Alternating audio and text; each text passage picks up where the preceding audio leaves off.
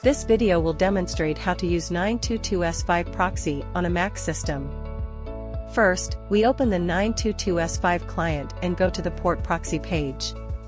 Select the country, region, city, or other information for the IP you want to extract, then click the search button. After the proxy list refreshes successfully, select an IP, right-click it, and forward it to an available port.